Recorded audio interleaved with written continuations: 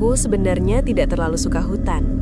Bukan karena takut gelap, tapi karena hutan selalu membuatku merasa sedang diawasi oleh sesuatu yang sabar. Ide camping itu datang dari Caca. Katanya, kami butuh liburan murah setelah pusing urusan kampus. Putri langsung setuju. Dia memang tipe yang selalu butuh alasan untuk kabur dari rutinitas. Aku sempat ragu, tapi pada akhirnya tetap ikut. Bukan karena ingin, lebih karena tidak enak menolak. Awalnya kami berempat, tapi 2 hari sebelum berangkat, Rani mendadak batal. Ibunya sakit katanya. Tidak ada yang curiga, sampai Putri bercanda di grup chat. Jadi kita ganjil dong, katanya pamali. Caca membalas dengan stiker ketawa. Aku cuma membaca tanpa ikut komentar. Di keluargaku, kalimat seperti itu bukan bahan bercanda. Dari kecil, aku sering dengar pesan aneh dari nenek. Kalau pergi ke tempat yang punya penghuni, jangan pernah dalam jumlah ganjil. Katanya, yang ganjil itu seperti kursi kosong. Dan kursi kosong selalu mengundang seseorang untuk duduk. Tapi tentu saja aku tidak bilang apa-apa ke mereka. Kami sampai sore hari. Hutannya tidak seperti yang kubayangkan. Tidak terlalu lebat, tapi juga tidak ramah. Jalur setapaknya sempit, tanahnya lembab, dan udaranya aneh. Seperti suara alam ditahan paksa. Caca yang paling semangat milih tempat buat mendirikan tenda. Putri sibuk motret sana-sini. Aku cuma berdiri memandangi 3 tenda yang berjajar rapi. 3. Angka yang sejak awal membuat dadaku tidak nyaman. Malam turun cepat. Api unggun menyala kecil. Kami makan mie instan sambil bercanda soal hal tidak penting. Semuanya terasa normal. Terlalu normal malah. Sampai aku mendengar suara itu. Dari arah tenda sebelah. Suara 2 orang sedang ngobrol pelan, seperti takut membangunkan yang lain. Ada tawa kecil, ada bisikan yang tidak jelas kalimatnya. Aku ingat betul perasaan di dadaku waktu itu. Bukan takut, tapi bingung. Karena setauku, kami cuma bertiga. Aku menoleh ke arah Putri dan Caca yang sedang duduk di depanku. Keduanya masih sibuk berebut coklat terakhir. Tidak ada siapa-siapa di luar lingkar api unggun selain kami. Tapi suara dari tenda itu tetap ada. Nyata, dekat, hidup. Malam itu, untuk pertama kalinya, aku berpikir, mungkin kami memang datang bertiga. Tapi pulangnya, belum tentu. Aku mencoba menenangkan diri malam itu. Mungkin aku cuma salah dengar. Mungkin suara dari tenda sebelah sebenarnya cuma angin yang nyangkut di kain parasut. Putri sering bilang telingaku terlalu dramatis. Tapi, semakin lama aku diam, semakin jelas suara itu. Seperti 2 orang sedang bertukar cerita pelan-pelan. Nada mereka akrab, hangat, persis seperti obrolan kami tadi sore. Bahkan, ada jeda tawa yang mirip sekali dengan cara Caca tertawa. Pendek, sedikit ditahan, lalu menghilang. "Kiki, kamu kenapa bengong?" tanya Putri. Aku tersentak. Api unggun di depan kami mulai mengecil. Caca sudah menguap berkali-kali. "Kalian dengar nggak?" tanyaku pelan. "Dengar apa?" Aku menelan ludah. Dari tenda sebelah, kayak ada yang ngobrol. Putri dan Caca saling pandang, lalu tertawa bersamaan. "Ah, mulai lagi si sensitif," kata Caca sambil menepuk lenganku. "Di sini cuma kita, Ki. Kalau ada orang lain juga pasti kelihatan." Kalimatnya masuk akal, tapi justru itu yang membuatku makin tidak tenang. Kami akhirnya memutuskan tidur. Putri satu tenda denganku, Caca sendirian di tenda paling ujung. Sebelum resleting kututup, aku sempat melirik lagi ke arah tenda sebelah. Tenda kosong yang kami dirikan hanya untuk menaruh barang. Gelap di sana terasa lebih pekat dibanding tempat lain. Di dalam tenda, Putri langsung rebahan. Aku masih duduk memeluk lutut, mendengarkan hutan yang mendadak terlalu sunyi. Tidak ada suara serangga, tidak ada angin, seolah semuanya menahan nafas. Lalu, suara itu datang lagi. Kali ini lebih jelas, bukan cuma bisikan, tapi potongan kalimat. Besok kita lewat jalur yang kanan aja. Jangan bilang ke Kiki dulu. Aku membeku. Itu suaraku, atau setidaknya sangat mirip suaraku. Put, kamu ngomong barusan? Bisikku. Putri sudah hampir tertidur. Dia menggeleng tanpa membuka mata. Enggak, tidur aja Ki, kamu kecapean. Mungkin memang aku kecapean. Mungkin otakku sedang iseng membuat sandiwara sendiri. Tapi tepat sebelum aku merebahkan badan, resleting tenda kami bergerak pelan. Bukan terbuka, bukan tertutup. Hanya seperti disentuh dari luar. Satu tarikan pendek, seperti seseorang memastikan kami sudah di dalam. Aku menahan nafas. Dari kejauhan, dari arah tenda kosong itu, terdengar lagi suara tawa kecil. Persis seperti kami. Tapi bukan kami. Malam itu aku belum tahu bahwa suara tersebut bukan sedang meniru kami, melainkan sedang menjalani versi lain dari malam yang sama.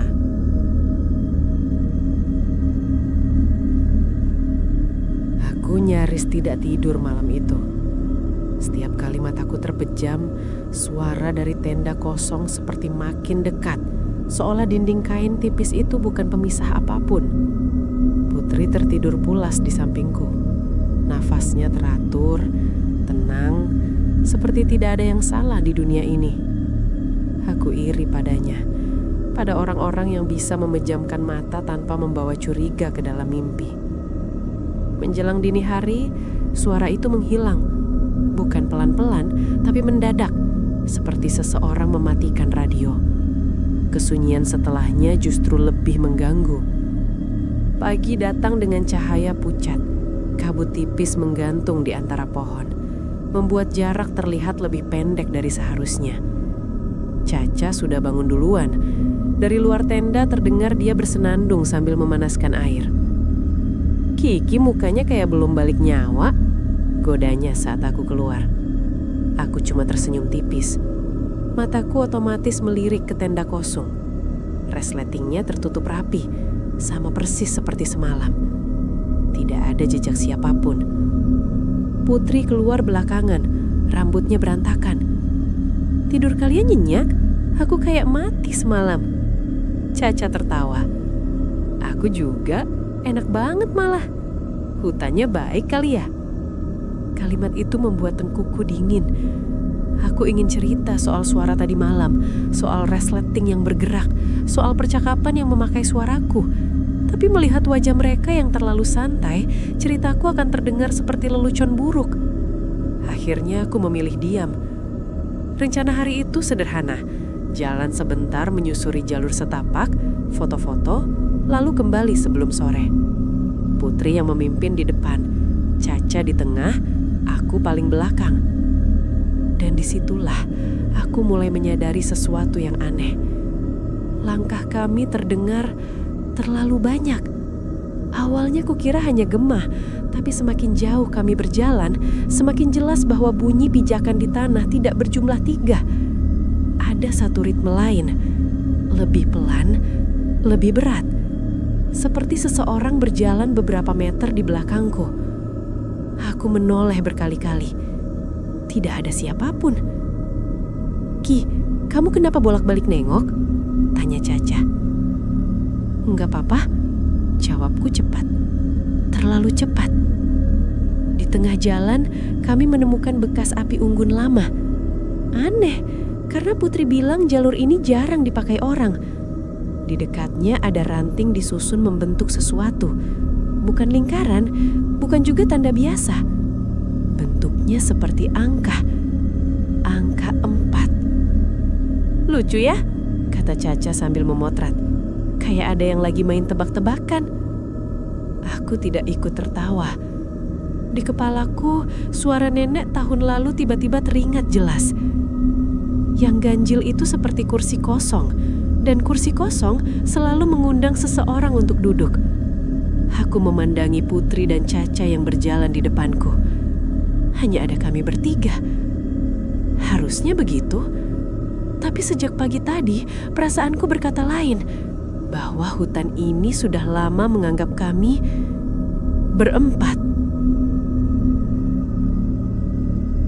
Siang itu hutan terasa lebih sempit. Entah karena kabut yang belum benar-benar hilang, atau karena pikiranku sendiri yang mulai berisik. Setiap langkah seperti ada gema lain yang menempel di telapak kakiku, mengikuti tanpa terlihat. Putri masih sibuk memotret daun dan batang pohon. Caca berjalan sambil bercerita soal rencana kami setelah lulus. Suaranya ceria, terlalu ceria untuk tempat sesunyi ini. Aku hanya mengangguk-angguk tanpa benar-benar mendengar. Di sebuah tikungan kecil, kami berhenti untuk minum. Tas Caca dibuka, isinya berantakan seperti biasa. Dia mengeluarkan 3 botol air lalu membagikannya. 1 untuk Putri, 1 untukku, 1 lagi dia taruh di tanah, di sampingnya. Aku menatap botol itu cukup lama. "Cah, itu buat siapa?" tanyaku. Caca mengerutkan kening. "Ya buat kita lah. Kita kan cuma bertiga." Dia tertawa kecil. "Ih Kiki, kenapa sih dari tadi aneh? Ini buat cadangan kali." Putri ikut menimpali. "Biarkan aja Ki, daripada kurang." Aku tidak melanjutkan, tapi mataku terus kembali ke botol itu, seperti sedang disediakan untuk seseorang yang belum duduk bersama kami. Setelah istirahat singkat, kami memutuskan kembali ke area tenda. Aneh, jalur pulang terasa lebih panjang dari sebelumnya. Pohon-pohon terlihat mirip satu sama lain, seperti disalin berkali-kali. Di tengah perjalanan, Caca tiba-tiba berhenti. Kalian tadi pagi mindahin sepatu aku ya?" "Sepatu?" Putri menoleh. "Iya, tadi aku yakin naruh di depan tenda. Pas balik kok ada di dalam?" Aku dan Putri saling pandang. Tidak ada satupun dari kami yang menyentuh sepatu Caca. "Paling kamu lupa," jawab Putri santai. Caca mengangkat bahu, tapi aku melihat ada ragu di matanya. Sampai di area tenda, perasaanku makin tidak enak. Barang-barang kami terlihat sama, tapi entah kenapa terasa berbeda, seperti ditata ulang oleh tangan yang berusaha meniru kebiasaan kami. Lalu aku menyadari satu hal kecil. Sendal jepit di depan tendaku berjumlah 4 pasang. Aku yakin sekali, kemarin hanya ada 3. "Put, kamu bawa sendal cadangan?" tanyaku. "Enggak, emang kenapa?" Dadaku mulai berat. Caca mendekat dan ikut melihat. "Oh iya ya, kok jadi banyak?" katanya pelan. Angin sore berhembus tipis membuat kain tenda kosong bergerak pelan. Dari arah sana, aku seperti mendengar suara. Bukan kata-kata, hanya helaan nafas halus seperti seseorang baru saja duduk setelah perjalanan jauh. Caca mencoba bercanda, tapi tawanya terdengar dipaksakan. Mungkin punya pendaki lain yang ketinggalan. Putri keluar sambil membawa ponselnya. Sinyal masih kosong.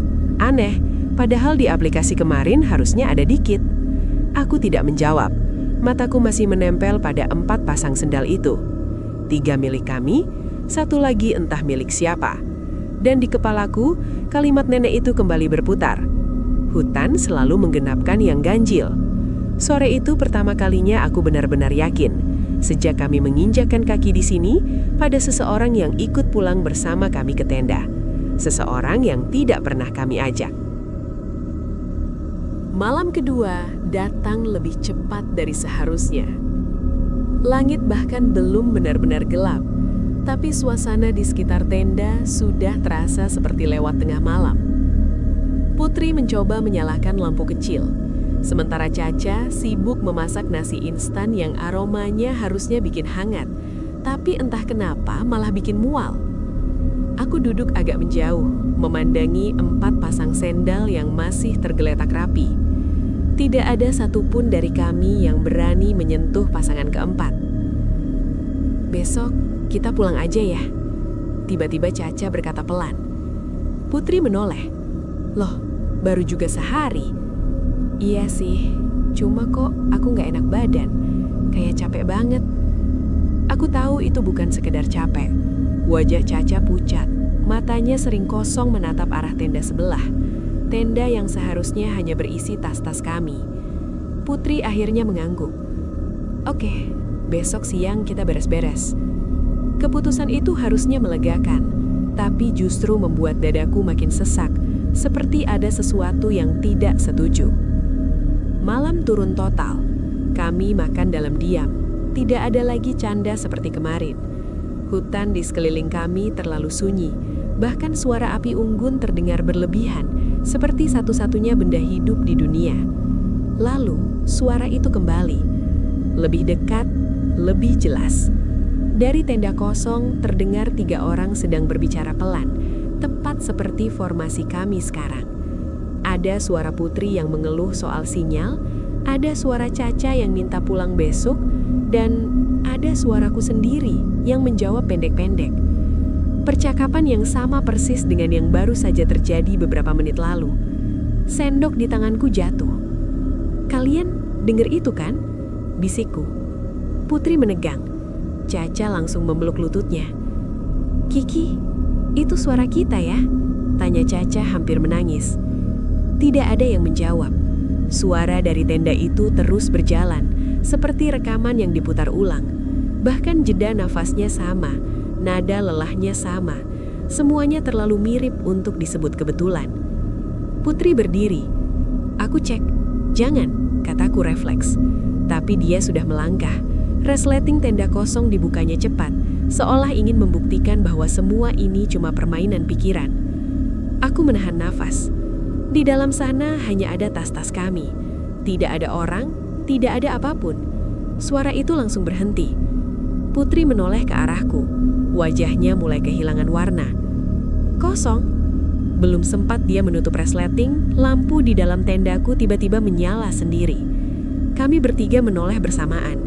Di balik kain tipis itu terlihat bayangan seseorang sedang duduk, tenang, seperti sudah lama menunggu kami pulang. Bayangan dengan jumlah yang tidak seharusnya ada. Caca menjerit pelan. Putri mundur beberapa langkah. Dan aku entah kenapa, justru merasa seperti sedang menatap cermin, karena bentuk bayangan itu mirip sekali denganku. Tidak ada yang berani bergerak beberapa detik setelah itu. Lampu di dalam tendaku masih menyala, memantulkan bayangan yang duduk tenang seperti pemilik sah tempat itu. Tidak ada suara, tidak ada gerakan. Hanya siluet gelap dengan bentuk yang terlalu kukenal. Putri yang pertama sadar. Dia menutup resleting tenda kosong dengan tangan gemetar. Lalu menarikku dan Caca menjauh dari lingkar api unggun. "Kita jangan panik," katanya lirih. Lebih seperti meyakinkan diri sendiri. Tapi itu si Hatta, Put. Suara Caca hampir hilang. Itu mirip Kiki. Ia ingin membantah. Ingin bilang mereka salah lihat. Bahwa bayangan di kain tipis bisa menipu mata. Tapi di dalam dadaku sesuatu berbisik pelan. Mereka tidak salah. Lampu itu tiba-tiba mati sendiri. Gelap langsung menelan semuanya. Kami bertiga masuk ke satu tenda. Tendaku. Berdesakan seperti anak kecil ketakutan. Putri memegang ponsel berusaha menyalakan senter. Tapi baterainya mendadak tinggal 1%. Padahal tadi masih setengah, gumamnya. Caca memeluk lenganku erat. Tubuhnya dingin sekali. Dari luar, langkah kaki mulai terdengar lagi. Bukan berlari, bukan mengendap. Hanya berjalan santai mengitari tenda kami. Pelan, teratur, seperti seseorang sedang menghitung. 1, 2, 3. Lalu berhenti tepat di depan resleting. Aku menahan napas sampai dadaku sakit. "Kiki," suara itu memanggil pelan dari luar. Bukan suaraku, tapi juga bukan suara asing. Seperti campuran banyak nada yang dipaksa menjadi satu. Putri spontan menutup mulutku, takut aku menjawab. "Kiki, kamu di dalam kan?" Caca mulai menangis tanpa suara. Aku ingin berteriak, ingin bilang bahwa aku di sini, bahwa itu bukan aku, tapi lidahku kaku. Di kepalaku hanya ada satu pikiran mengerikan. Kalau itu memanggilku, lalu yang duduk di dalam tenda ini siapa? Langkah di luar bergerak lagi, menjauh pelan. Tapi suara dari tenda kosong justru kembali muncul. Percakapan kami yang belum terjadi. "Besok pulang ya. Kiki kayak bukan Kiki lagi." Kalimat terakhir membuat jantungku seperti ditarik keluar. Putri menatapku lama. Matanya penuh ragu. Caca perlahan melepaskan pelukannya, seperti baru menyadari sesuatu yang terlambat. "Ki," Putri berbisik, "tadi sore kamu sempat masuk tenda kosong sendirian gak?" Aku menggeleng cepat. "Gak pernah." Tapi di kepalaku tiba-tiba muncul potongan ingatan yang samar. Aku berdiri di depan tenda itu, membuka resletingnya. Lalu, kosong. Aku tidak ingat kelanjutannya. Di luar, langkah kaki berhenti total. Hutan kembali sunyi, terlalu sunyi. Dan untuk pertama kalinya, aku mulai takut bukan pada sosok di luar sana, melainkan pada diriku sendiri. Tidak ada yang benar-benar tidur malam itu. Kami duduk bersisian di dalam tenda, saling menempel seperti 3 orang yang takut terpisah oleh jarak 1 jengkal saja. Putri memegang pisau lipat kecil, entah untuk melawan apa. Caca terus berbisik doa yang dia sendiri mungkin tidak yakin. Aku hanya diam, mencoba mengumpulkan ingatan yang terasa bolong-bolong. Potongan itu terus muncul tanpa izin. Aku berdiri di depan tenda kosong, kainnya terbuka sedikit, bau lembab dari dalam, lalu sunyi. Setelahnya gelap. Seperti ada bagian dari hariku yang dipotong rapi dengan gunting. Menjelang subuh, suara dari tenda kosong kembali terdengar. Tapi kali ini bukan percakapan. Hanya satu suara, suaraku. Dia sedang bercerita pelan, seperti menenangkan seseorang yang ketakutan. "Gak apa-apa, sebentar lagi kita pulang." Kalimat yang belum pernah kuucapkan. Caca menutup telinga, Putri menatapku dengan wajah yang tidak lagi sepenuhnya percaya. Aku bisa melihat jarak itu tumbuh di matanya, jarak antara Kiki yang dia kenal dan sesuatu yang mungkin duduk di sebelahnya sekarang. "Begitu matahari naik kita langsung beres-beres," kata Putri akhirnya. "Gak usah sarapan, gak usah foto-foto. Langsung pulang." Tidak ada yang menolak. Pagi datang seperti tamu yang terlambat. Cahaya masuk pelan, tapi tidak membawa rasa lega. Justru semuanya tampak lebih jelas, termasuk 4 pasang sendal yang masih setia berjajar di depan tenda. Kami berkemas dalam diam. Caca berkali-kali salah memasukkan barang, seperti bukan dirinya yang biasa rapi. Putri terus menghitung isi tas, berulang-ulang, seolah takut ada sesuatu yang ikut terbawa. Aku membantu melipat tenda kosong. Saat itulah aku melihatnya. Di bagian dalam kain, ada tulisan tipis seperti digores kuku. "Kiki sudah pulang duluan." Tanganku gemetar. Tulisan itu baru. Semalam tidak ada. "Put, Cah," suaraku hampir tidak keluar. Mereka mendekat, membaca kalimat itu bersamaan. Wajah Caca langsung pucat pasi. Putri mundur beberapa langkah. "Siapa yang nulis ini?" tanyanya. Tidak ada jawaban yang aman. Perjalanan pulang terasa seperti mimpi buruk yang terlalu panjang. Kami berjalan cepat tanpa banyak bicara. Langkah keempat itu masih ada di belakangku. Aku tidak perlu menoleh untuk tahu. Di tengah jalan, Caca tiba-tiba berhenti. "Ki," katanya pelan, "kamu ingatnya? Waktu berangkat kita foto bertiga." Aku mengangguk. "Di foto itu, kamu berdiri di mana?" Pertanyaan sederhana, tapi kepalaku kosong. Aku mencoba mengingat, tapi posisiku di foto itu seperti menghilang. Putri mengeluarkan ponselnya, membuka galeri dengan tangan bergetar. Foto terakhir sebelum masuk hutan muncul di layar. Di sana ada Putri, ada Caca, dan di antara mereka, seseorang dengan wajahku tapi senyumnya tidak pernah kurasa milikku. Aku menatap gambar itu lama. Di kejauhan, langkah keempat itu tiba-tiba berhenti. Seolah dia juga sedang melihat foto yang sama. Kami keluar dari hutan menjelang sore. Tidak ada gerbang, tidak ada batas jelas. Hanya jalan tanah yang tiba-tiba berubah menjadi aspal retak. Tapi perasaan melangkah keluar dari sesuatu yang hidup begitu kuat.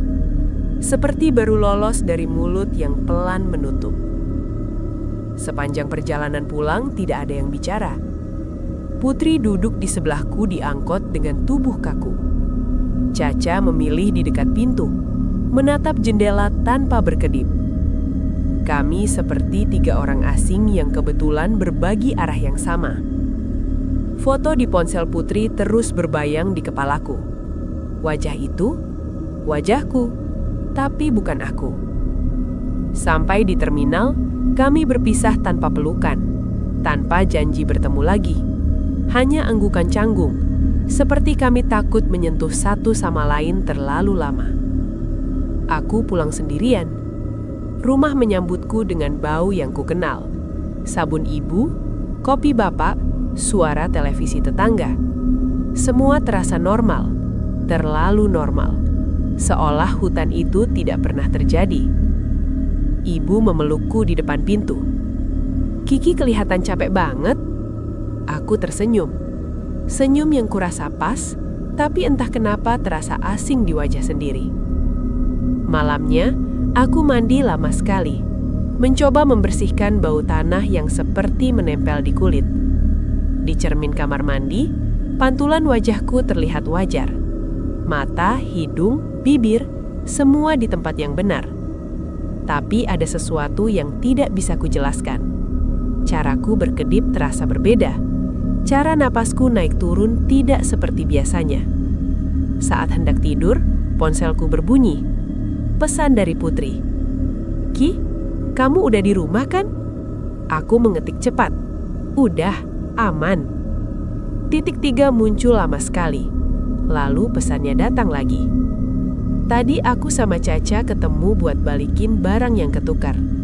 Kita ngobrolin kamu." Jantungku berdegup pelan. "Ngomongin apa?" Balasan Putri hanya satu kalimat. "Kita nggak yakin yang pulang itu kamu." Layar ponselku menghitam.